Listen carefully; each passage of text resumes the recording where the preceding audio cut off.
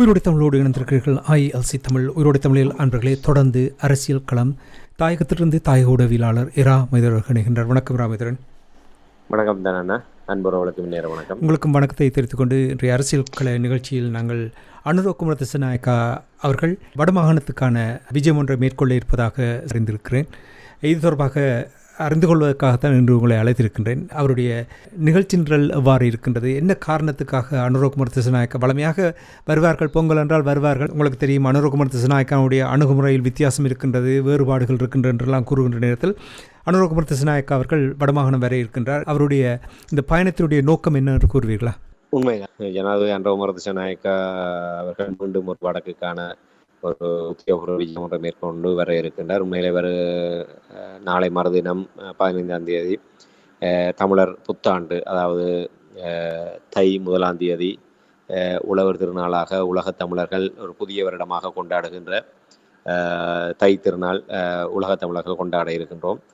அந்த தை திருநாளிலே ஜனாதிபதி அனுரகுமார திசாநாயக்கா வடக்கு நோக்கி தன்னுடைய பயணத்தை ஆரம்பித்திருக்கின்றார். முதலாவதாக மன்னாருக்கு செல்கின்ற அவருடைய நிகழ்ச்சி நிரல் அறிவிப்பின்படி மன்னாருக்கு சென்று ஏற்கனவே அந்த 4 காற்றாலைகள் உங்களுக்கு தெரியும், நாங்களும் பார்த்துருந்தோம். இந்த காற்றாலை தொடர்பான விடயம் ஒரு சர்ச்சைக்குள்ளானது. அதிலே 14 காற்றாலைகள் மன்னாரிலே அமைப்பது தொடர்பான நடவடிக்கை முன்னெடுக்கப்பட்ட போது மக்களுடைய போராட்டம் காரணமாக முதலிலே 4 காற்றாலைகள் அமைப்பது தொடர்பான அந்த பணிகள் ஆரம்பிக்கப்பட்ட போது முதலில் அதற்கென்றாலும் அனுமதிக்க வேண்டும் என்ற ஒரு கோரிக்கை முன்வைக்கப்பட்டது. அந்த அடிப்படையிலே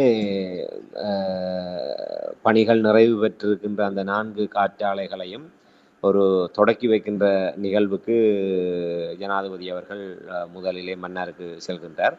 அதே போன்று ஏனைய 10 காற்றாலைகள் அவர்களுடைய திட்டமிடப்பட்ட 14 காற்றாலைகள் அமைப்பதற்கான திட்டமிடப்பட்டது.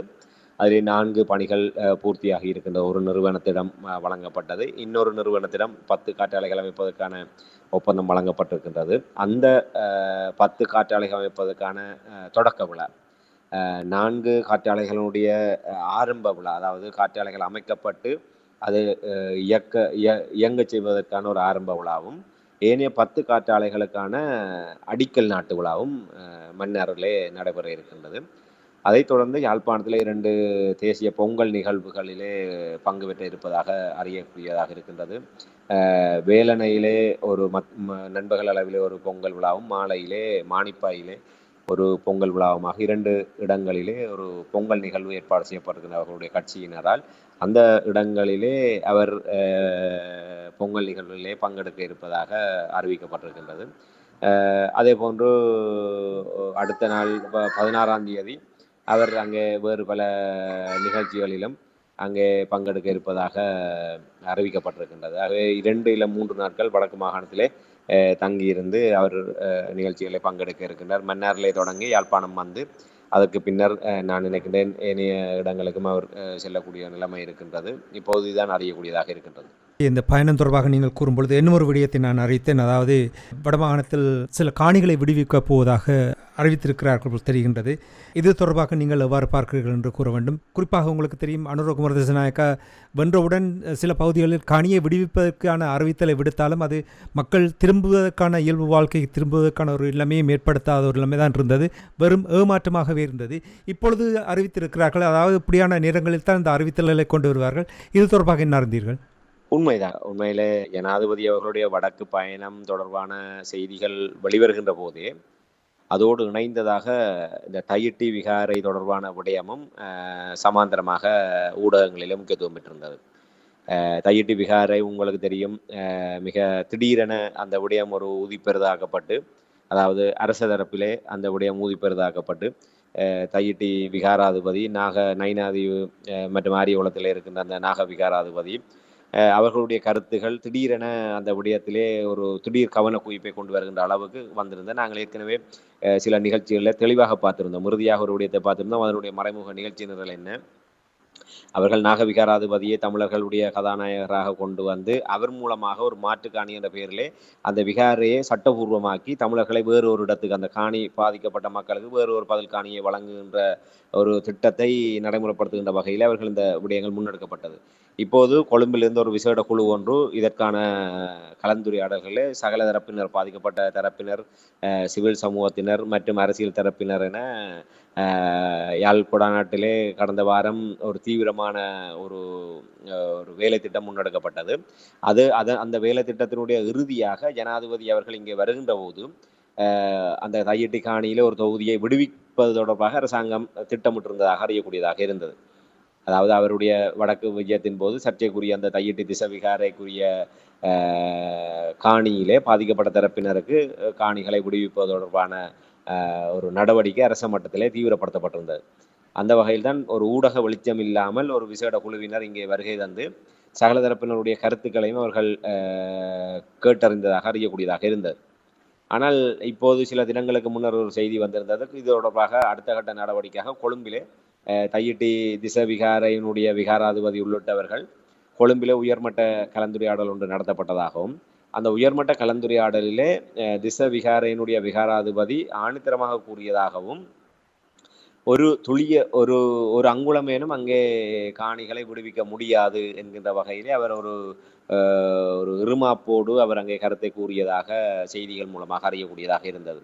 அதாவது அந்த காணி விடுவிப்பு தொடர்பாக அந்த விகாராதிபதி என்றால் அவர் இப்போ பௌத்த இந்த சாசனங்களுக்குரிய அந்த ஒரு குழுவினுடைய ஒரு முக்கிய ஒரு உறுப்பினராகவும் அவர் பதவி உயர்வு வழங்கப்பட்டிருக்கின்ற அவருக்கு.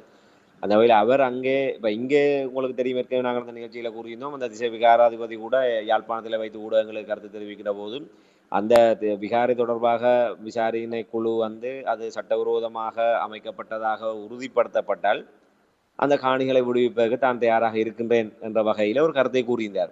ஆனால் கொழும்பிலே சென்று அவர் அந்தர்பல்டி அடித்து ஒரு அங்குலமேனும் நிலத்தை விடுவிக்க முடியாது என்பதாக கூறியதாக செய்திகள் சகல ஊடகங்களிலுமே ஒரு முதன்மைப்படுத்தப்பட்ட செய்தியாக வந்திருந்தது.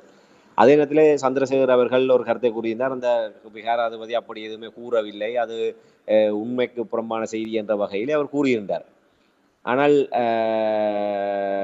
சகல செய்திகளிலுமே அந்த விடயம் முதன்மைப்படுத்தப்பட்டிருந்தது. இப்போ இந்த நிலையில்தான் சில தினங்கள், அதாவது ஜனாதிபதி வருவதற்கு முன்னர் அந்த காணிகளை விடுவிக்க வேண்டும் என்ற ஒரு கோரிக்கை தமிழ் தரப்பிலே முன்வைக்கப்பட்டது. ஜனாதிபதி ஒரு நல்லெண்ணமாக அவர் விடுவிப்பதாக இருந்தால் அவர் வருவதற்கு முன்னரே அந்த காணிகளை விடுவிப்பதற்குரிய நடவடிக்கை எடுக்க வேண்டும். ஆனால் இவர்களும் கடந்த ஆட்சியாளர்களுடைய பாதையிலே பயணிக்கின்றார்கள். அதாவது தமிழர்களை இவ்வாறு ஒரு அடையாள ரீதியான செயல்பாடுகளின் ஊடாக தமிழர்களை ஏமாற்றி தமிழர்களுடைய கோரிக்கைகளை நாங்கள் நிறைவேற்றுகின்றோம் என்பதாக காட்டிக்கொள்கின்ற ஒரு உபாயமாகத்தான் அவர்கள் வருகின்ற போது சில காணிகளை விடுவிப்பதற்குரிய நடவடிக்கை. உண்மையிலே அவர்கள் இருந்த இடத்துல இருந்தே விடுவிக்க முடியும்.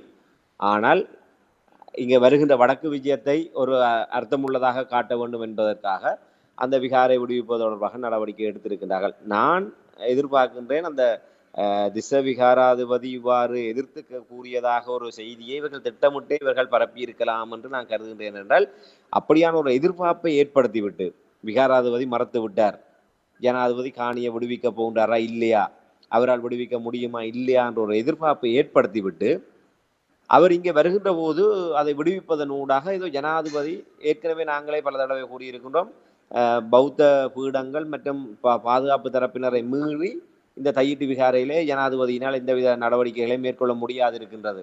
ஏற்கனவே இவர்களுடைய அமைச்சரவை பேச்சாளரே அந்த விடயத்தை பகிரங்கமாக ஊடகங்களிலே வெளிப்படுத்தியிருந்தார். அதாவது எதுவுமே செய்ய முடியாமல் இருக்கின்றது, சிலர் இதுக்கு இடையூறாக இருக்கின்றார்கள், ஜனாதிபதி இந்த விடயத்தை சுமூகமாக தீர்த்து வைக்க நினைக்கின்றார், ஆனால் இதை செய்ய முடியாமல் இருக்கின்றது என்று பகிரங்கமாக புலம்புகின்ற அளவுக்கு நிலைமை இருந்தது.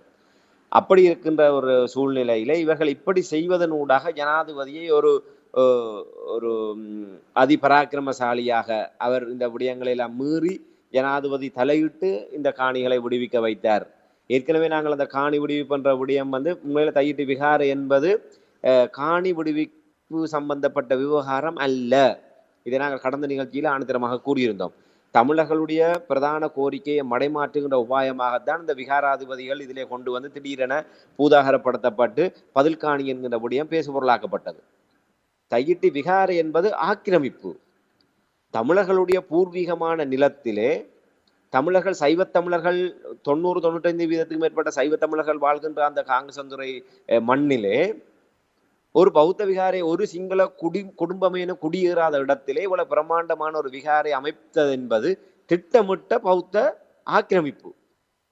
ஆகவே தமிழர்களுடைய நிலத்திலே ஒரு கலாச்சார பிறழ்வையும் இந்த விகாரையை மையப்படுத்தியதாக குடிப்பெரம்பல் எதிர்காலத்திலே குடிப்பெரம்பலிலே மாற்றங்களை ஏற்படுத்தி ஒரு பௌத்த குடியேற்றங்களை சிங்கள பௌத்த குடியேற்றங்களை கொண்டு வருவதற்கான ஒரு தோற்றுவாயாக கொண்டு வரப்பட்ட திட்டமிட்ட ஆக்கிரமிப்பு. ஆகவே ஆயுதங்கள் மௌனிக்கப்பட்டதுக்கு பிற்பாடு தமிழர்களுடைய நிலங்களில் மேற்கொள்ளப்படுகின்ற அந்த ஆக்கிரமிப்பினுடைய தொடர்ச்சியாக இது பார்க்கப்படுகின்றது. ஆகவே தமிழர்களுடைய நிலத்திலிருந்து இந்த ஆக்கிரமிப்பு அகற்றப்பட வேண்டும் என்பதுதான் தமிழர்களுடைய பிரதான கோரிக்கை. ஆனால் அதை இன்று காணி விடுவிப்போடு ஜனாதிபதியினுடைய வருகையிலே அந்த காணி விடுவிப்பை அதிலே சம்பந்தப்படுத்துவதனூடாக காணி விடுவிக்கப்பட்டாலே தையிட்டு பிரச்சனை முடிந்து விட்டது என்பதாக காட்டுவதற்கு ஒரு சதித்திட்டத்தை அரங்கேற்றுகின்றார்கள். அதை மடைமாற்ற முற்படுகின்றார்கள். அடிப்படையை அந்த பௌத்த ஆக்கிரமிப்பு என்கின்ற விவகாரத்திலிருந்து காணி விடுவிப்பு என்கின்ற அளவுக்கு இதை வலுக்குறைப்பு செய்கின்ற ஒரு நடவடிக்கையாகத்தான் ஜனாதிபதி அவர்கள் கூட இந்த விடயத்தை கையாள முற்படுகின்றார். ஆக அதனுடைய ஒரு தொடக்கமாகத்தான் அங்கே அவரை மறக்க வைத்து அதையும் மீறி, என்றால் இதுதானே தந்திரோபாயம். நாங்கள் ஏற்கனவே கூறினோம், ஒருவர் தரமாட்டேன் என்பதும் இன்னொருவர் பெற்று தருகின்ற போது இவர் நல்லவராக தெரிவதும் பரவாயில்லை, இதையாவது நாங்கள் பெற்றுக்கொள்வோம் என்கிற மனநிலைமைக்கு தமிழர்களை கொண்டு வருவது. ஆக விகாராதிபதி கொழும்பிலே மறுத்தார், அதையும் மீறி ஜனாதிபதி இந்த உரிமையை பெற்று தந்தார் என்ற வகையிலே அதை நாங்கள் தமிழர்கள் ஒரு ஆறுதல் பெருசாக ஏற்றுக்கொள்ள வைக்கின்ற ஒரு உபாயமாக கூட இருக்கலாம் என்று நான் கருதுகின்றேன். என்னுடைய அவதானிப்பிலே நான் அப்படித்தான் இந்த விடயங்களை, ஏனால் சந்திரசேகர் அவர் அங்கே திட்டவட்டமாக மறுக்கின்றார். அப்போ அவர் மறக்காமல் இருந்திருந்தால் நாங்கள் இப்படி சிந்திக்க வேண்டிய அவசியம் வந்திருக்காது. அவர் மறுக்கின்ற போதே ஒரு விடயம் அங்கே ஒரு மறைமுகமாக இருக்கின்றது என்பதை ஊகிக்கக்கூடியதாக இருக்கின்றது. எதுவாக இருந்தாலும் ஒரு சில நாட்களில் நாங்கள் பொறுத்திருந்தோம். தமிழர்களுடைய கோரிக்கை, தமிழ் தரப்பில் சில கோரிக்கைகள் முன்வைக்கப்பட்டது. ஜனாதிபதி உண்மையிலே இந்த தையிட்டு விவகாரத்தில் அக்கறை உள்ளவராக இருந்தால் வருவதற்கு முன்னரே அந்த காணியை விடுவித்து விட்டு அதுக்குரிய நடவடிக்கைகளை எடுப்பது பொருத்தமானது என்று சுட்டிக்காட்டப்பட, என்னுடைய பார்வையிலும் அதுதான். இவர்கள் எப்படி கடந்த காலத்திலே ஒவ்வொரு ஜனாதிபதிகளும் வருகின்ற போது இப்படியான ஒரு ஏமாற்று நாடகங்களை இவர்கள் அரங்கேற்றினார்களோ, அதே போன்றான் அன்ரோமர் திசாநாயக்க அவர்களும் இந்த காணி விடுவிப்பிலே இதை நடைமுறைப்படுத்த முற்படுகின்றார். நீங்கள் உண்மையில குறிப்பிட்டதை போன்று பசாவலான் பாதை விடுவிப்பு, அதே போன்று உங்களுக்கு தெரியும், அந்த வழிவடக்கிலே ஒரு கிட்டத்தட்ட 30-35 வருடங்களுக்கு முன்னர் ஒரு ஆலயம் உயர் பாதுகாப்பு நிலையத்துக்குள் இருந்தது. ஜனாதிபதி ஆளுநர் உள்ளிட்டவர்கள் பெரிய படம் போட்டு அந்த ஆலயத்துக்கான வீதியை திறந்து விட்டார்கள். ஆலயம் விடுவிக்கப்படவில்லை, ஆலயத்துக்கான வீதி திறந்து விடப்பட்டு அங்கே ஆலய வழிபாடுகள் மேற்கொள்ளலாம் என்று வடக்கு மாகாண ஆளுநர் வேதநாயகன் உள்ளிட்டவர்கள் மிகப்பெரிய ஒரு படம் காட்டினார்கள். ஊடகங்களிலே மிகப்பெரிய ஒரு சாதனையாக காட்டப்பட்டது. ஆனால் அதற்கு சில தினங்களுக்கு பின்னர் இராணுவத்தினர் அந்த வீதியை மறைத்து வேலியை போட்டு அங்கே ஆலயத்துக்கு செல்ல விடாமல் மறைத்தார்கள். இன்று அதனுடைய நிலை என்னவென்றே தெரியாது. அங்கே வழிபாடு நடத்தப்படுகின்றதா இல்லையா, அங்கே செல்ல அனுமதிக்கப்படுகின்றா இல்லையா, அதுக்கு இந்த அனுர திசாநாயக்க அரசாங்கம் என்ன நடவடிக்கை எடுத்தது, இன்று அனுர புகழ் பாடுகின்ற ஆளுநர் வேதநாயகன் அவர்கள் இதுக்கு என்ன நடவடிக்கை எடுத்தார், அந்த உரிமை மீள பெற்றுக் கொடுக்கப்பட்டதா என்பது எதுவுமே தெரியாது. ஆகவே மறப்பது மக்கள் இயல்பு என்ற வகையில் இவர்கள் மக்கள் ஒவ்வொன்றவர்களும் மறந்து விடுவார்கள் என்று இவர்கள் அப்படியே ஒவ்வொரு காலத்துக்கு களவொன்று ஏமாற்றுகின்ற உபாயமாகத்தான் இதை நான் பார்க்கின்றேன். உண்மையிலே வசாவுலான் கூட அந்த வீதி போக்குவரத்துக்கு மட்டும்தான் திறந்து விடப்பட்டது. ஆனால் இவர்கள் ஏதோ அந்த வீதியால் பயணிப்பதற்கு மட்டும்தான் அனுமதிக்கப்பட்டது. அந்த வாகனத்தை நிறுத்துவதற்கோ அவர்கள் அங்கே இடையிலே நின்று பார்வையிடுவதற்கோ எதற்கும் அனுமதி இல்லை. இந்த காவலர்களிலிருந்து திறந்து விட்டால் அந்த காவலர்களை சென்று வெளியேறுவது மட்டும்தான் அதற்கான அனுமதி வழங்கப்பட்டிருந்தது. அந்த இடத்தை சூழலில் இருக்கிற காணிகள் விடுவிக்கப்படவில்லை. இன்னும் வழிவடக்கில் எத்தனையோ விடுவிக்கப்பட்டதாக சொல்லப்படுகின்ற இடங்கள் விடுவிக்கப்படவில்லை. வறுமனை விவசாய நடவடிக்கைகளுக்காக மட்டும் அனுமதிக்கப்பட்டதாக சொல்லப்படுகின்ற ஒரு சில இடங்களிலே அங்கே மக்கள் குடியேற அனுமதிக்கப்படவில்லை. இப்படியான பல மோசடிகள் இடம்பெற்றுக் கொண்டிருக்கின்றது. அந்த வகையில் தான் இந்த தையிட்டு விவகாரமும் இவர்கள் ஒரு காணி விடுவிப்பு என்ற ஒரு போர்வையிலே அதையும் அவர்கள் கடந்து செல்ல முற்படுகின்றார் என்று நான் கருதுகிறேன். பொங்கல், காணி விடுவிப்பு என்றெல்லாம் நீங்கள் கூறும்பொழுது இன்னும் ஒரு முக்கியமான விடயம், அங்கே சில ஆண்டுகளாக இப்பொழுது பிரபலமாக வந்திருக்கின்றது வடமாகாணத்தில் பட்டத்திருவிழா. அந்த பட்டத்திருவிழாவிலும் கூட அனுரகுமார் திசாநாயக்க அவர்கள் பங்கெடுப்பார் என்று எதிர்பார்க்கப்படுகின்ற என்று கூறுகிறார்கள். இது தொடர்பாக நீங்கள் இதுவரை அவர்களுடைய உத்தியோகபூர்வமான நிகழ்ச்சியினரில் இந்த விடயம் சொல்லப்படவில்லை. இது தமிழ் மக்களிடையே ஒரு சாகச நாயகனாக அதை காட்டுகின்ற வகையிலே கடந்த ஆண்டு இவ்வாறு தான் நடைபெற்றது. அந்த பட்ட திருவிழா நடைபெற்று பட்டங்கள் எல்லாம் இறக்கப்பட்டதற்கு பிற்பாடு ஜனாதிபதியினுடைய வருகையை முன்னிட்டு அங்கே மீளவும் அந்த பட்டங்கள் ஏற்றப்பட்டு சம்பவம் அரங்கேறியது. இந்த ஆண்டும் நடைபெறலாம் என்று எதிர்பார்க்கப்படுகின்றது. என்றால் அவர்களுடைய திட்டமிடலிலே நண்பகல் 2 மணி அளவிலே வேலணையிலே பொங்கல் நிகழ்வும், நாளும் மாலை 4 மணி அளவிலே மானிப்பாயிலே ஒரு பொங்கல் நிகழ்வும் திட்டமிடப்பட்டிருக்கின்றது. ஆகவே அநேகமாக வல்வெட்டித்துறையிலே சித்திரை பட்ட திருவிழா நண்பகல் 1 மணி அளவிலே ஆரம்பித்துவிடும். ஆரம்பித்து மாலை 4 மணி 5 மணிக்கெல்லாம் அங்கே பட்ட திருவிழா முடிவடைந்து அதுக்கு பின்னர் இரவு இசை நிகழ்வு இந்த முறை தென்னிந்திய கலைஞர்களுடைய பங்கெடுப்பில் இசை நிகழ்வு நடத்த திட்டமிடப்பட்டிருக்கின்றது. ஆகவே இதற்கு இடைப்பட்ட நேரத்திலே அங்கே முடித்து விட்டு இவர் இங்கே வல்வெட்டித்துறைக்கு வந்து செல்லக்கூடிய ஒரு நிலைமை எதிர்பார்க்கப்படுகிறது. ஏனால் தேசிய மக்கள் சக்தி ஜேவிபியினுடைய ஒரு மேலிடத்தினுடைய ஒரு அழுத்தமான நிலைப்பாடு அவர்கள் வடமராட்சியில் குறிப்பாக மேதகு அவர்களுடைய ஊரிலே அவர்கள் கொடி நாட்ட வேண்டும் என்பது அவர்களுடைய பிரதான இலக்காக இருக்கின்றது. கடந்த உள்ளூராட்சி மன்ற தேர்தல் உள்ளிட்ட தேர்தல்களிலே அமைச்சர் சந்திரசேகர் உள்ளிட்டவர்கள் அங்கே வந்து தலைவர் பிரபாகரன் அவர்களுடைய உள்ளிட்ட அவர்களுடைய தாய் தந்தையர்களுக்கு இங்கே நாங்கள் சிலை வைப்போம் என்ற வகையிலே எல்லாம் ஒரு வாக்குறுதிகளை கூறி மக்களை ஏமாற்ற பார்த்தார்கள். ஏதோ தாங்கள் ஆட்சிக்கு வந்தால் இதையெல்லாம் செய்வோம் என்பதாக காட்ட முற்பட்டார்கள். ஆகவே இவர்கள் அந்த வல்வெட்டித்துறையில உங்களுக்கு தெரியும், கடந்த பாராளுமன்ற தேர்தலிலே அங்கேயும் ராமநாதன் தரப்பு வெற்றி பெற்றதுக்கு பிற்பாடு அங்கே உடுப்புட்டி தொகுதியை கைப்பற்றியதற்கு பிற்பாடு அவர்கள் அங்கே வெடிவடித்து கொண்டாடியதெல்லாம் ஒரு வரலாறாக இருக்கின்றது. துயரமான ஒரு கருப்பு பக்கமாக இருக்கின்றது. இப்போது ஜேவிபியும் அவ்வாறு வல்வெட்டித்துறையிலே அவர்கள் கொடி நாட்ட வேண்டும் என்று முற்படுகின்றார்கள். ஆகவே அதை வல்வெட்டித்துறையை அந்த பட்ட திருவிழாவை எப்படியான அங்கே அவர்கள் தங்களுக்கு ஒரு முண்டு கொடுக்கக்கூடிய ஒரு பிரதிநிதிகளை தரப்பினரை அங்கே வைத்திருக்கின்றார்கள். ஆகவே அந்த அவர்களுடைய தலையீட்டிலே வல்வெட்டித்துறைக்கு இவர்கள் வருவதற்கான வாய்ப்பு இருக்கின்ற ஒருவேளை வல்வெட்டித்துறைக்கு வருவதாக இருந்தால் லட்சக்கணக்கான மக்கள் ஒன்று கூடுகின்ற இடத்திலே மிக குறுகலான இடம், அந்த வீதி உள்ளிட்ட இடங்கள் எல்லாம் லட்சக்கணக்கான மக்கள் ஒரு வல்வெட்டித்துறையை திணறுகின்ற அளவுக்கு தான் அந்த ஒவ்வொரு வருடமும் பட்ட திருவிழா நடைபெறும். யாழ் குடாநாடு மட்டுமல்ல, வடமாகாணம் உள்ளிட்ட பல்வேறு மாவட்டங்களில் இருந்து எல்லாம் வெளி மாவட்டங்களிலிருந்து பலர் அந்த வினோத விசித்திரப்பட்ட ஒரு உலக புகழ் பெற்ற நிகழ்வாக அது நடைபெறுகின்ற காரணத்தினால் லட்சக்கணக்கானவர்கள் வந்து செல்கின்ற போது அந்த ஒரு குறுகலான இடத்துல ஜனாதிபதியும் வருகின்ற போது அந்த பாதுகாப்பு ஏற்பாடுகள் என்ற பெயரிலே கெடுபிடிகள், அதன் காரணமாக ஏற்படுகின்ற நெருக்கடிகள் ஒரு பக்கம் இருக்கின்றது. அதை எப்படி இவர்கள் கையாளப் போகின்றார்கள் என்பது ஒரு கேள்விக்குறியாக இருக்கின்றது. ஒருவேளை இவர்கள் ரகசியமாக திட்டமிட்டிருந்தால் அந்த மக்களோடு மக்களாக ஒரு நூற்றுக்கணக்கான புலனாய்வாளர்களை அவர்கள் அந்த வல்வெட்டித்துறை உதயசூரியன் கடற்கரை அந்த சூழலிலே ஜனாதிபதி அனுரகுமார திசாநாயக்கா வருகை தருகின்ற அந்த நடமாடுகின்ற இடங்களிலே முன்கூட்டியே இவர்கள் தங்களுடைய புலனாய்வாளர்களை கொண்டு வந்து களமிறக்கி பாதுகாப்பு நிலைமைகளை தங்களுடைய கட்டுப்பாட்டுக்குள் எடுக்கக்கூடிய ஒரு நிலைமையும் அவதானிக்கப்படுகின்றன. ஆனால் இதுவரை அவர்களுடைய உத்தியோகபூர்வமான நிகழ்ச்சியினர்களே அது இல்லை. ஒருவேளை ஒரு சாகச நிகழ்வாக அவர்கள் அந்த நிகழ்வை அரங்கேற்றினாலும் ஆச்சரியப்படுவதற்கு இல்லை. மெனி இப்போ சற்று முன்னதாக நீங்கள் கூறினீர்கள் மன்னாருக்கு செல்ல இருக்கின்றார், அந்த காற்றாலை அடிக்கல் நாட்டி திறந்து வைக்க இருக்கின்றார் என்ற விடயங்களை கூறினீர்கள்.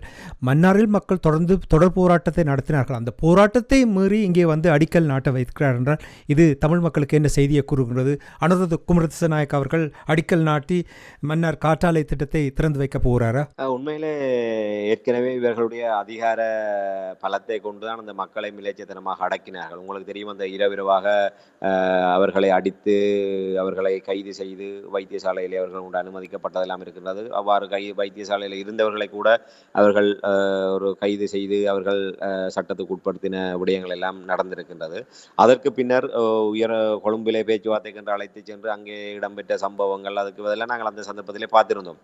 மன்னர் மறைமாவட்ட ஆயர் தனியே ஜனாதிபதியை சந்தித்ததும் அதற்கு பின்னணியிலே அவர் அந்த போராட்டத்தை கைவிடுவதாக அறிவித்தது, அதையும் மீறி போராட்ட ஏற்பாட்டு குழு சில நாட்கள் தொடர்ந்து போராடியது. அதற்கு பின்னர் ஏதோ ஒரு விதத்திலே மன்னர் மறைமாவட்ட ஆயருடைய பங்கு பற்றுதலோடு அந்த போராட்டம் முடித்து வைக்கப்பட்டது. இப்போ இதெல்லாம் வந்து மக்களை மீறி ஒரு சக்தி இந்த போராட்டத்தை நசுக்க வேண்டும், ஒடுக்க வேண்டும் என்கின்ற வகையிலே செயல்பட்டது. ஏற்கனவே நாங்கள் அந்த சந்தர்ப்பத்தில் ஜனாதிபதி அவர்கள் தெளிவாக அந்த மன்னர் பிரதிநிதிகளுடைய சந்திப்பிலே கூறியிருந்தார், நீங்கள் 2027ஆம் ஆண்டு நாடு ஒரு இந்த இருள் சூழ்கின்ற நிலையிலிருந்து மீள வேண்டுமாக இருந்தால் மன்னர் மக்கள் அந்த தியாகத்தை செய்தான் ஆக வேண்டும். ஏற்கனவே ஒரு உதாரணத்தை கூறி அவர் கூறியிருந்தார், இன்னொரு இடத்திலே அந்த கிராமங்கள் தங்களை தியாகம் செய்தான் இதன்றதை போன்று மன்னார் மக்கள் நாட்டுக்காக தியாகம் செய்ய வேண்டும் என்ற வகையில் அப்போதே நாங்கள் அதை வன்மையாக கண்டித்திருந்தோம். ஒட்டுமொத்த இன்று எத்தனையோ வழிமுறைகள் இருக்கின்றது மின்சாரத்தை கொண்டு வருவதற்கு. அதற்காக ஒரு காற்றாலை மூலமாக பல்வேறு இயற்கை சூழல்களுக்கு இன்று வரை இந்த அரசாங்கம் அதை ஒரு ஆதாரபூர்வமாக ஆராய்ச்சி முடிவுகளின் மூலமாக அதை உறுதி செய்யவில்லை. அதன் மூலமாக இந்த பாதிப்புகளும் இல்லை என்று கடல் ரீதியாக சுற்றுச்சூழல் சார்பாக பல்வேறு நெருக்கடிகளுக்கு முகம் கொடுத்ததன் காரணமாகத்தான் தமிழர்கள் அதை எதிர்க்க வேண்டிய ஒரு நிலைமை வந்தது.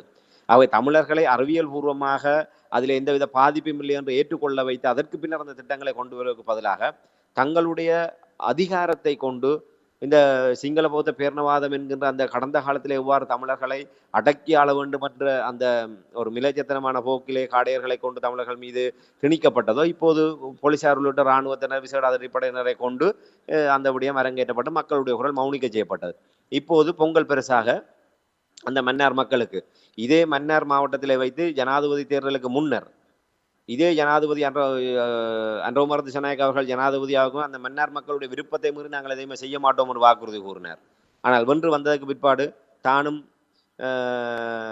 ஒரே குட்டையில் உரிய மட்டை தான் என்பதை அவர் நிரூபித்து விட்டார். இப்போது பொங்கல் பரிசாக மக்களுக்கு அங்கே மன்னார் மக்களுடைய தலையிலே ஒரு சூனியத்தை வைக்கின்ற அளவுக்கு தான் அந்த காற்றாலைகளை திறந்து வைப்பதற்கும் மேலும் 10 காற்றாலைகளுக்கு அடிக்கல் நாட்டுவதற்கும் அவர் வருகின்றார். ஆக இதை நாங்கள் ஒருபோதுமே ஏற்றுக்கொள்ள முடியாது.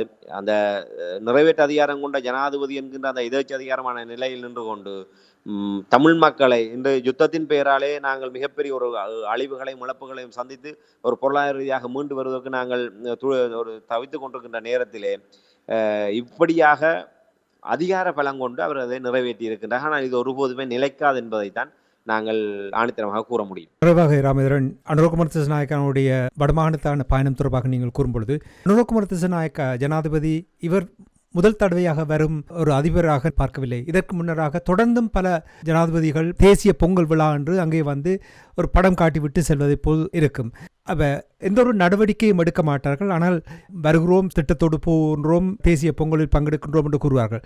அந்த விடயங்களை நாங்கள் ஏற்கனவே பார்த்திருக்கோம். அனுரகுமார திசாநாயக்காவும் கடந்து வந்த சிங்கள தலைவர்கள் போல் ஏமாற்றும் ஒரு வித்தையாக இந்த பயணம் அமைகிறது என்று நீங்கள் அவதானிக்கிறீர்களா? நிச்சயமாக அதிலே மாற்று கருத்துக்கு இடம் இல்லை. ஏன்னால் இதிலே ஜனாதிபதி அன்றோமர திசாநாயக்க அவர்கள் உண்மையிலே அவர் ஜனாதிபதியானதுக்கு பிற்பாடு பல ஒரு மாற்றங்கள் நிகழ்ந்திருக்கின்றது. ஏற்கனவே கோத்தபாய ராஜபக்ச ஆரம்பத்தில் சில விடயங்களை செய்தார். பின்னர் அது ஒரு பழைய உருடி கதை வைக்கிற திரையொடி என்ற கதையாக அது மாறியிருந்தது. குறிப்பாக அரசு அலுவலகங்களிலே அந்த படங்களை வைக்க வேண்டும், அதன் மூலமாக இத்தனையோ மில்லியன் மிச்சப்படுத்தப்படுகின்றது என்றெல்லாம் காட்டினார்கள். பின்னர் அவரும் 10ஓடு 11ஆக மாறினார். ஆனால் அன்றோமர திசாநாயக்க தன்னை அதிமேதகு ஜனாதிபதி என்கின்ற அளவில் கூட தன்னை விழிக்கக்கூடாது, வெறுமனே நான் ஒரு ஜனாதிபதி அவ்வளவுதான், அதுக்கு மேற்கொண்டு அந்த பதவி நிமித்தமாக எனக்கு அவ்வளவு பெரிய கௌரவங்கள் தன்னை விழிக்க வேண்டிய தேவையில்லை என்பதாக அவர் நேரடியாக கூறுகின்ற ஒருவர்.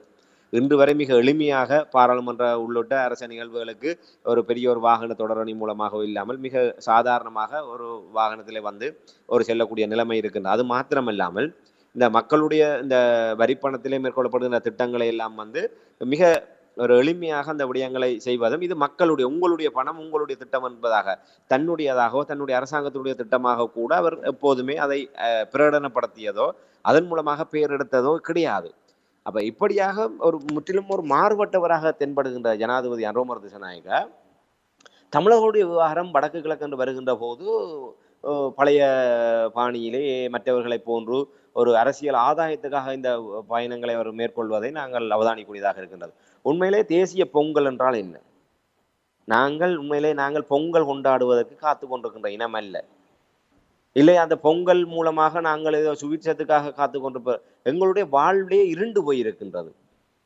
இன்று ஆயுதங்கள் மௌனிக்கப்பட்டதுக்கு பிற்பாடு இந்த 17வது ஆண்டிலே நாங்கள் ஒரு கருப்பு பொங்கலை எதிர்கொள்கின்ற அளவுக்கு தான் நிலைமை இருக்கின்றது.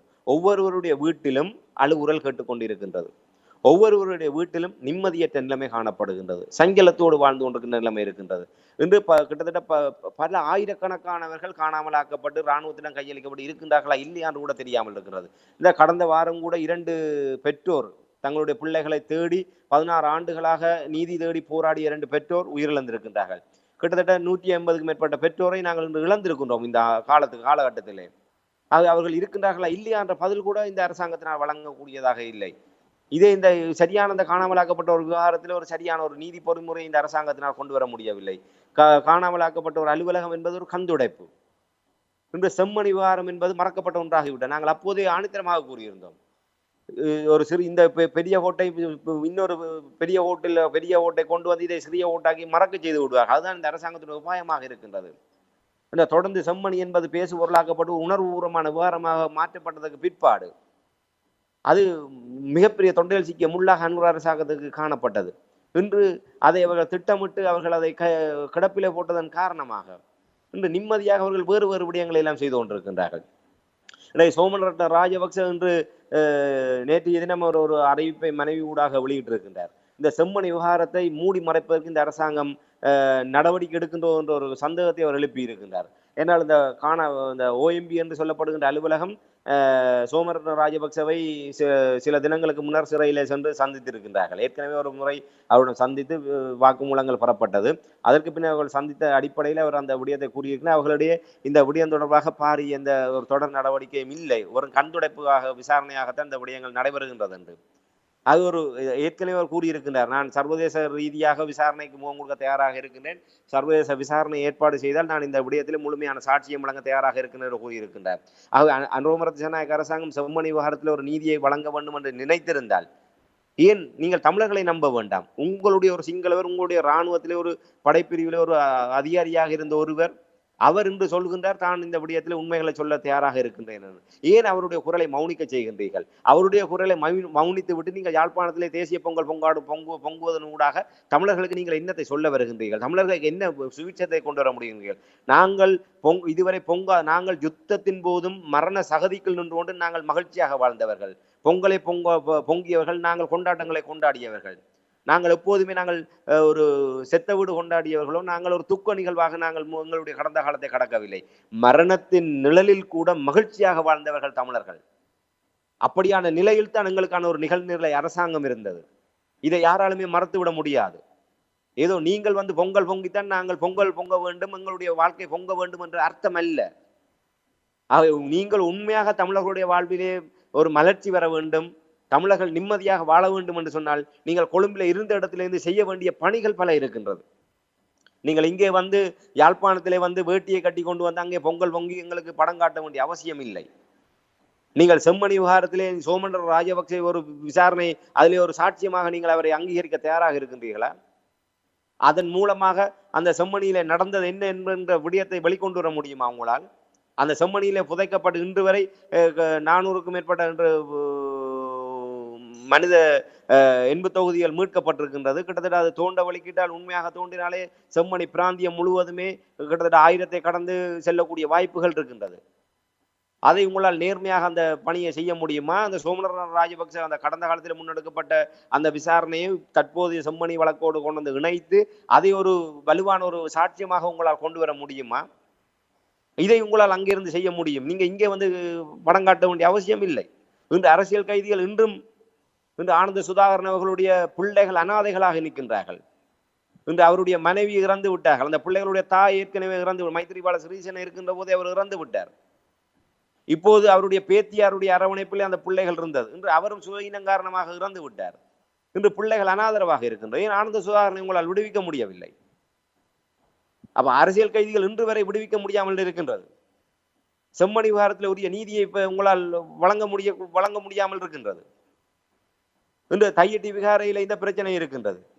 முக்கியமாக வடமாகாணத்திலே முதன்மையான பிரச்சனையாக நாங்கள் அரிசைப்படுத்தி கொண்டு வருகின்ற விடயம் என்று சொன்னால் மீனவர்களுடைய பிரச்சனை. வடமாகாணத்திலே 10 லட்சம் மக்கள் வாழ்கின்றார்கள் என்றால் கிட்டத்தட்ட 25% மேற்பட்டவர்கள் மீனவ சமுதாயத்தை சேர்ந்தவர்களாக இருக்கின்றார்கள். அவர்கள் இருக்கிற பிரச்சனை என்பது வடமாகாணத்தினுடைய முதன்மையான பிரச்சனை. இன்று இந்திய 70 மணி படகுகள் இப்போது கடந்த வாரம் கூட டித்வா புயல், அதுக்கு பின்னர் ஏற்பட்ட கடல் கொந்தளிப்பு ஏற்பட்ட போது எங்களுடைய மீனவர்கள் கடலுக்கு செல்ல முடியாத ஒரு நிலைமை இருந்தது. ஆனால் கரையிலிருந்து பார்க்கின்ற வரை வடமராட்சி கிழக்கு முல்லைத்தீவு தொடக்கம் வடமராட்சி வரை ஆயிரக்கணக்கான இந்திய 70 படகுகள் இங்கே எங்களுடைய கரையிலே மீன் பிடித்து சென்றது. கடற்படை வேடிக்கை பார்த்தது. ஏன் உங்களால் அதை தடுக்க முடியவில்லை? நீங்கள் அங்கிருந்து கொண்டு நடவடிக்கை எடுப்பதாக கூறுகின்றீர்கள். ஏன் கடற்படை அந்த கடலிலே சென்று இந்திய மீனவர்களை தடுக்க முடியாமல் போனது? எங்களுடைய வாழ்வாதாரத்தையும் எங்களுடைய வளங்களையும் அழித்து தமிழர்கள், உங்களுக்கு என்ன, தமிழர்களுடைய வளம் தானே அழிகின்றது. நீங்கள் ஒருபோதுமே உங்கள் மாற்றாந்தாய் மனப்பான்மையோடு தான் நடந்து கொள்கின்றீர்கள். எல்லோருமே சகோதரர்கள், இலங்கை என்பது ஒரு நாடு என்று நீங்கள் வாய் வார்த்தையாக கூறினாலும் வடக்கு கிழக்கு தமிழர்களுடைய பிரதேசமாகத்தான் பார்க்கின்றீர்கள். வடக்கு கிழக்கு வளங்கள் அழிகின்ற போது தமிழர்களை அழிவதாகத்தான் நீங்கள் பார்க்கின்றீர்கள். என்று பலாலி விமான நிலையத்தை உங்களால் மேம்படுத்த முடியவில்லை. காங்கேசந்திர துறைமுகத்தை உங்களால் மேம்படுத்துவதற்கு முட்டுக்கட்டை போடப்படுகின்றது. ஏனென்றால் காங்கேசந்திர பலாலி விமான நிலையங்கள் வளர்வதை இலங்கையினுடைய வளர்ச்சியாக பார்க்காமல் வடக்கு மாகாணத்துடைய தமிழர்களுடைய வளர்ச்சியாக பார்க்கின்றீர்கள். அப்படி பார்ப்பதன் காரணமாகத்தான் கடந்த இனவாத அரசுகளை போன்று இந்த அனுரகுமார திசாநாயக்க அரசாங்கமும் இந்த திட்டங்களுக்கு முட்டுக்கட்டை போட்டுக் கொண்டிருக்கின்றது. இன்று வரை இன்று பலாலி சர்வதேச விமான நிலையத்திலே வேறு விமானங்களை கொண்டு வர முடியாது, சிறிய விமானங்கள்லாம் கொண்டு வர முடியும் என்று கூறுகின்றீர்கள். இன்று அதை அத்தனையுமே தவிடு பொடியாக்கி இன்று அமெரிக்காவினுடைய டித்வா புயல் மீட்பு பணியின் போது அமெரிக்காவினுடைய மிகப்பெரிய விமானம் கொண்டு வந்து பல தடவை இறக்கி ஏற்றப்பட்டிருக்கின்றது. உங்களுடைய அத்தனை சிங்கள பௌத்த பேரினவாத அரசாங்கத்தினுடைய அந்த பொய் பிம்பம் உடைக்கப்பட்டது. இனியாவது நீங்கள் சர்வதேச விமானங்களை பலாலிக்கு அனுமதிப்பீர்களா? பலாலிக்கு சர்வதேச விமானங்களை கொண்டு வந்து அனுமதித்தால் கட்டுநாயக்கா கொழும்பினுடைய முக்கியத்துவம் அற்று போய்விடும் என்று அஞ்சுகின்றீர்கள். வடக்கினுடைய உள்ளக பொருளாதாரம் வளரும் என்று நீங்கள் அஞ்சுகின்றீர்கள். இதிலே நீங்கள் எப்படி நீங்கள் மாற்றத்தை கொண்டு வர முடியும்? ராஜபக்சேக்களாக இருக்கட்டும், ரணில் விக்ரமசிங்காக இருக்கட்டும், இப்போது அன்ரோவாக இருக்கட்டும், எந்த மாற்றமும் இல்லை. ஒரு வருடம் கடந்து விட்டது நீங்கள் ஆட்சிக்கு வந்து. இந்த ஒரு வருடத்திலே இந்த நாங்கள் பட்டியலிடுகின்ற இதை விட 1000 பிரச்சனைகள் இருக்கின்றது. இதில் ஏதாவது உங்களால் செய்ய முடிந்ததா? நீங்கள் இந்த விடயங்கள் எல்லாம் செய்து தமிழர்களுடைய வாழ்வில் நீங்கள் மலர்ச்சி ஏற்படுத்துங்கள். இன்று வரை அவருக்கு அண்மையிலே சில சந்தர்ப்பங்களை அறிவித்தால் நான் வடக்கு மீனவர்களை சந்திக்க தயாராக இருக்கின்றேன் என்று. ஏன் இந்த வடக்கு பயணத்திலே உங்களால் மீனவர்களை சந்திப்பதற்கு ஒரு நேரத்தை ஒதுக்க முடியவில்லை? இன்று வட மாகாணம் என்பது வெறுமனே இது எங்களுடைய வாழ்வாதாரம் மட்டுமல்ல, இலங்கையினுடைய பொருளாதாரம். இந்த 1990ஆம் ஆண்டு இலங்கை இன்று ஒரு நவீன யுகத்துக்கு வருவதற்கு முன்னதாகவே இலங்கையினுடைய 1/3 மீன்பிடியை வடமாகாணம் தான் தக்க வைத்துக் கொண்டிருந்தது. அப்போது இலங்கையிலே இரண்டாவது மிகப்பெரிய மீன்பிடி துறைமுகமாக மயிலட்டி துறைமுகம் அமைக்கப்பட்டது. அங்கிருந்து பல லொரிகளிலே தினசரி கொழும்புக்கு மீன் ஏற்றுமதி செய்யப்பட்ட இலங்கையினுடைய மொத்த மீன் தேவையில 1/3 மீன் தேவையை வடமாகாணம் பூர்த்தி செய்தது என்று சொன்னால், அப்போது இவ்வாறு கடல் தொழில் மேம்பட்டிருந்தது, தமிழர்கள் எவ்வாறு இலங்கையினுடைய பொருளாதாரத்துக்கு பங்களிப்பு செய்தார்கள் என்பதை நீங்கள் புரிந்து கொள்ள முடியும். இன்று ஏன் நீங்கள் அந்த நிலையை தமிழர்களுக்கு ஏற்படுத்தி கொடுக்கவில்லை? தமிழர்கள் இலங்கையினுடைய பொருளாதாரத்தை பங்களிப்பதனூடாக தமிழர்கள் வளர்ந்து விடுவார்கள் என்கின்ற நோக்கம்தான் உங்களுக்கு. ஆயங்கள் மௌனிக்கப்பட்டதுக்கு பிற்பாடு தமிழர்கள் இன்று ஒரு உலகமே வியக்கின்ற அளவுக்கு ஒரு போராட்டத்தை தமிழர்கள் தாங்கி நின்றார்கள் என்று சொன்னால், எங்களுடைய சுய பொருளாதார கட்டமைப்பை புலிகளினால் மேம்படுத்த முடிந்தது, உருவாக்க முடிந்தது. அதுதான் எங்களுடைய பலம். அதை முறிப்பதிலே சிங்கள பௌத்த பேரினவாத அரசுகள் திட்டமிட்டு 16 ஆண்டுகளாக வேலை செய்து கொண்டிருக்கின்றார்கள். நுண்கடன் திட்டங்கள் உள்ளிட்ட பல்வேறு நுண்நிதி நிறுவனங்களை கொண்டு வந்து களமுறக்கி உட்பட்ட பல்வேறு திட்டமிட்ட நடவடிக்கைகளின் ஊடாக தமிழர்களை தங்களுடைய பொருளாதார அந்த முதுகெலும்பை முறிப்பது, அந்த சொந்த காலிலே நின்றதன் காரணமாகத்தான் 3 தசாப்தங்களுக்கு மேலாக அப்படி ஒரு மிகப்பெரிய ஒரு விடுதலை போராட்ட இயக்கத்தை தமிழர்கள் தாங்கி நின்றார்கள். ஆக இனிமேல் ஒருபோதுமே தமிழர்கள் தங்களுடைய சொந்த காலிலே நிற்க கூடாது. அவர்கள் எப்போதுமே ஒரு அடிமை நிலையிலே கையேந்துபவர்களாக சிங்கள அரசாங்கத்துக்கு இருக்க வேண்டும் என்பதுதான் அவர்களுடைய மாறாத கொள்கை. அது இந்த அனுர அரசாங்கத்துக்கு கூட அது மாற்றம் இல்லை. அது மாற்றம் இல்லாதனுடைய பட்டியலைத்தான் நாங்கள் இதுவரை விட்டோம். காங்கிரஸ் ஒன்றையிலே முட்டுக்கட்டை, பலாலியிலே முட்டுக்கட்டை. இன்று ஆளுநர் பல்வேறு வார்த்தைகளை விடுகின்றார். அங்கே பொருளாதார மத்திய நிலையம் வருகின்ற, அது வருகின்ற, இது வருகின்றது என்று ஒன்றுமே இல்லை. ஆகவே நீங்கள் உண்மையிலே தமிழ் மக்களுக்கு செய்ய வேண்டுமாக இருந்தால், இந்த தமிழ் மக்கள் ஒரு நிரந்தரமான அரசியல் தீர்வு என்பது தமிழ் மக்களுடைய அது உள்ள கிடக்கை. அதற்கு முன்னதாக இந்த அடிப்படை பிரச்சனைகள் எல்லாம் சீர் செய்யப்பட வேண்டும். அதற்கு நீங்கள் இங்கே வந்துதான் செய்ய வேண்டும் என்ற அவசியம் இல்லை. ஆகவே நீங்களும் 10ஓடு 11ஆக நானும் அந்த ஜனாதிபதிகளே நானும் ஒருவர் தான், இந்த மாற்றமும் இல்லை என்று சொல்லிவிட்டோம். நாங்கள் ஒருவர் சொல்ல முடிய அவசியம். நீங்களாம் சொல்லுகிறீர்கள் தமிழ் மக்கள் எங்களை ஏற்றுக்கொண்டு விட்டார்கள், நாங்கள் தமிழ் மக்களுடைய தேவதூதர்கள் என்று சொல்லிக் கொள்பவர்கள் இங்கே வந்து பொங்கல் பொங்குகின்ற அந்த நேரத்திலே லட்சக்கணக்கான தமிழ் மக்கள் கண்ணீரோடு ஏமாற்றத்தோடு இருக்கின்ற ஒரு நிலையில் தான் நீங்களால் அந்த நிகழ்வுகளை செய்ய முடியும். இன்று விளையாட்டரங்கம் ஒன்று அமைப்பதாக கூறுகின்றீர்கள். இருக்கின்ற ஒரு பொருளாதார திட்டத்தை உங்களால் மேம்படுத்த முடியாத பட்சத்திலே இன்று அந்த சர்வதேச விளையாட்டு மைதானம் கூட பல்வேறு சாத்தியமற்ற நிலைமைகள் சொல்லப்படுகின்றது. அந்த விளையாட்டு மைதானம் வந்தால் அந்த விளையாட்டு மைதானத்துடைய தேவைக்கு தினசரி தேவைக்கான நீர் பயன்பாடு, ஏற்கனவே அங்கே தீவிர பகுதிகளிலே ஒரு குடிநீர் வசதி கூட அங்கே இல்லாத மக்கள் அல்லல்படுகின்றார்கள். அதை செய்யாத அரசாங்கம் இன்று அபிவிருத்திகளுக்கு நாங்கள் முட்டுக்கட்டை அல்ல. அந்த அபிவிருத்தி திட்டங்கள் என்பது ஒரு எங்களுடைய சூழமைவுக்கு ஏற்றவாறு எங்களுடைய கலை கலாச்சார பண்பாட்டு விழுமியங்களை சிதைக்காத வகையிலே எங்களுடைய சூழலுக்கு ஏற்றவாறான ஒரு அபிவிருத்தி திட்டங்களாக இருக்க வேண்டும். அதன் மூலமாக தொழில்துறை மேம்படக்கூடியதாக இருக்க வேண்டும். இது உல்லாசத்துறையை மையமாக வைத்து கொண்டு வருகின்ற விடயம் எப்படி மன்னாரை தியாகம் செய்ய வேண்டும் என்று கூறினாரோ, ஒட்டுமொத்த நாடும் ஒரு மின்சாரத்தை பெறுவதற்காக மன்னார் தீவு வந்து ஒரு தியாகம் செய்ய வேண்டும் என்று கூறினாரோ, அதே போன்று நாடு சுற்றுலாத்துறை மூலமாக வளர்வதற்காக மண்டதீவு அந்த தீவு பகுதியை சேர்ந்த மக்கள் தங்களை தியாகம் செய்ய வேண்டும் என்கிற தோரணையில் தான் அந்த திட்டம் கொண்டு வரப்பட்டிருக்கின்றது. அது இப்படி நாங்கள் ஜனாதிபதி அவர்களுடைய இந்த வருகை என்பது உண்மையிலே ஒரு பேக்காட்டு தான். அவர் பட்டு வேட்டி சால்வையோடு வந்து அங்கே ஒரு பொங்கல் நிகழ்வை நடத்திவிட்டு அதன் மூலமாக தாங்களும் தமிழர்களுடைய உண்மையில இவர்களோடு ஒப்பிடுகையில் வெளிநாடுகளிலே இப்போ கனடாவினுடைய முன்னாள் பிரதமர் மற்ற பல்வேறு நாடுகளில் இருக்கின்றவர்கள் கூட தமிழர்களுடைய அந்த பொங்கல் நாட்களிலே அவர்கள் பட்டு சேலைகளுடன் தமிழர்களுடைய கலை கலாச்சார பண்பாட்டு விழுமியங்களுக்கு ஏற்றவாறு தங்களை மாற்றி அந்த நிகழ்வில் பங்கெடுக்கின்ற போது அது உண்மையில் அவர்களுக்கு ஒரு அரசியல் இல்லை. அவர்கள் அதை ஏற்றுக்கொள்கின்றார்கள். எங்களுடைய என்றால் அந்த நாடுகளிலே இன்று நாங்கள் ஒரு வலிமிக்க சக்தியாக இருக்கின்றோம். ஆகவே அந்த மக்கள் அதை ஏற்று அங்கீகரிக்கின்ற வகையில் அவர்கள் பிரதிபலிக்கின்றார்கள். ஆனால் இங்கே அப்படி அல்ல. நீங்கள் தமிழர்களை மறுவளத்திலே இவ்வாறெல்லாம் நசுக்கி கொண்டு அந்த ஒரு நாள் வந்து நீங்கள் எங்களுடைய உடைகளை அணிந்து கொண்டு எங்களுடைய பொங்கலை நீங்கள் பொங்குவதன் ஊடாக நீங்கள் எங்களோடு நீங்கள் ஒன்றாகிவிட முடியாது, இல்லை எங்களை நீங்கள் உணர்ந்தவர்களாக ஆகிவிட முடியாது, இல்லை உங்களோடு நாங்கள் கலந்து விட்டதாக காட்டிவிட முடியாது. வேணுமென்றால் உங்களுக்கு பின்னாலே இருக்கிற விசிலடிச்சான் குஞ்சுகள், இல்லை நீங்கள் ஏற்பாடு செய்கின்ற அந்த கூட்டத்தை வைத்துக்கொண்டு நீங்கள் ஒரு பிம்பத்தை காட்ட முடியுமே தவிர தமிழர்களுடைய மனங்களிலே உண்மையான பொங்கலை பொங்க வைக்க முடியாது என்பதுதான் என்னால் உறுதியாக கூற முடியும். நன்றி ராமேந்திரன். இன்றைய நிகழ்ச்சியில் இணைந்து அனுரகுமார் திசாநாயக்கா அவர்களுடைய வடமாகாணத்துக்கான பயணம், அந்த பயணத்தினுடைய நோக்கம் எவ்வாறு அமைந்திருக்கின்ற என்ற விடயங்களை உயிரோடை தமிழ் உறவுகளோடு பயந்து கொண்டமைக்காக உயிரோடை தமிழ் அன்பர்கள் சார்பாக நன்றி குறிக்கொண்டு மீண்டும் ஒரு நிகழ்ச்சியில் இணைந்திருப்போம். அதுவரைக்கும் நன்றி, வணக்கம். எமது பார்வையாளர்களுக்கு வணக்கம். மக்களின் குரலாய் ஓங்கி ஒலிக்கும் இலக்குமின் இதழ் மற்றும் உயிரோடை தமிழ் வானொலி ஆகிய இவ்விரு ஊடகங்களும் உங்களைப் போன்ற எமது நேயர்கள் நண்பர்களின் ஆதரவிலேயே இயங்கி வருகின்றன. மிக குறைந்த வளங்களுடன் பல இடர்கள் மற்றும் தடைகளை தாண்டி பயணிக்கும் எமது ஊடகங்களின் பணிகள் மேலும் வளர உங்களால் முடிந்த நிதியுதவியை வழங்கி இன்னும் காத்திரமான செயற்பாடுகளை முன்னெடுக்க உதவுமாறு மிகவும் பணிவன்புடன் வேண்டி நிற்கின்றோம். உங்கள் பங்களிப்பு உங்களின் உரிமை குரலாய் ஓங்கி ஒலிக்கும். நன்றி.